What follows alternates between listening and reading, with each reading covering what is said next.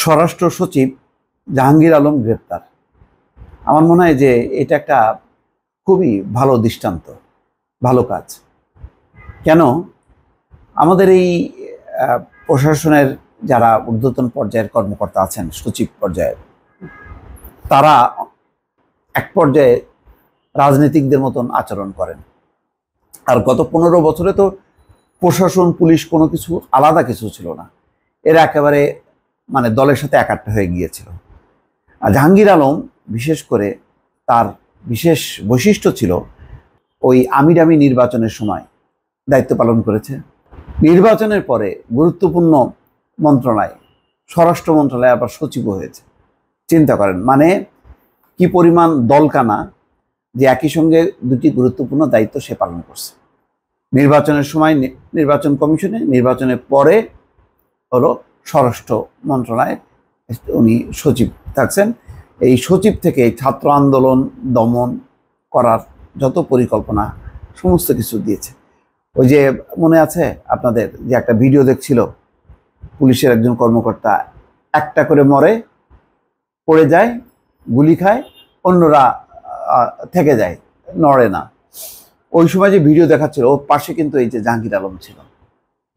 এরা হচ্ছে মন্ত্রণাদাতা, কুদাতা, এবং যত রকম সরকারকে টিকায় রাখার জন্য যত কুমন্ত্র দেয়ার, এরা হচ্ছে একদম সিদ্ধহস্ত। তো এই প্রথম আমার ধারণা যে সচিব পর্যায়ের একজনকে গ্রেপ্তার করা হলো। সব কিছু চলে যাবে রাজনীতিকদের উপর, আর সচিবরা শুধু মধু খাওয়ার জন্য থাকবে, সেটা হবে কেন?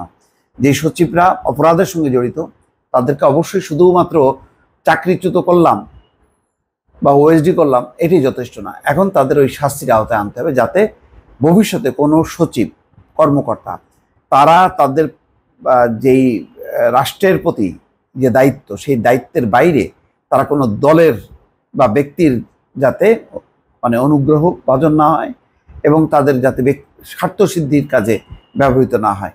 এটা একটা ভালো দৃষ্টান্ত হবে যদি এই ভদ্রলোকের ঠিক মতন বিচার করা হয়। স্বরাষ্ট্র মন্ত্রণালয়ের জননিরাপত্তা বিভাগের সাবেক সচিব জাহাঙ্গীর আলমকে রাজধানীর গুলশান থেকে গ্রেপ্তার করেছে গোয়েন্দা পুলিশ। মঙ্গলবার বিষয়টি নিশ্চিত করেছে ডিএমপির মিডিয়া অ্যান্ড পাবলিক রিলেশনস বিভাগ। বৈষম্য বিরোধী ছাত্র জনতার আন্দোলনে গুলি করে হত্যার পর সাবেক স্বরাষ্ট্রমন্ত্রী আসাদুজ্জামানকে যখন আরেক পুলিশ কর্মকর্তা আন্দোলনের ভিডিও ফুটেজ দেখাচ্ছিল, তখন জাহাঙ্গীর আলমকে স্বরাষ্ট্রমন্ত্রীর পাশেই দেখা যায়। আন্দোলনে গুলি চালানোর দাম্ভিকতা প্রকাশ পায় সেই ভিডিওতে। জাহাঙ্গীর আলমকে ডামি নির্বাচনের কারিগরও বলা হয়। স্বরাষ্ট্র মন্ত্রণালয়ের আগে তিনি নির্বাচন কমিশনের সচিব ছিলেন।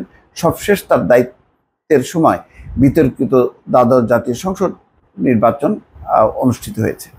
যাই হোক, এখন তার সম্পৃক্ততা কতটুকু, সে কি নির্বাচনের সময় কি দায়িত্ব পালন করেছে, আর এই বৈষম্য বিরোধী ছাত্র আন্দোলনের বিরুদ্ধে স্বরাষ্ট্রমন্ত্রীকে কি পরামর্শ দিয়েছে, পুলিশকে কি নির্দেশ দিয়েছে, এইগুলি পুঙ্খানুপুঙ্খ বিচার করে এই ভদ্রলোককেও অবশ্যই দৃষ্টান্তমূলক শাস্তির আওতায় আনা উচিত বলে অনেকে মনে করছে। দর্শক, ভালো থাকবেন। আল্লাহ হাফেজ।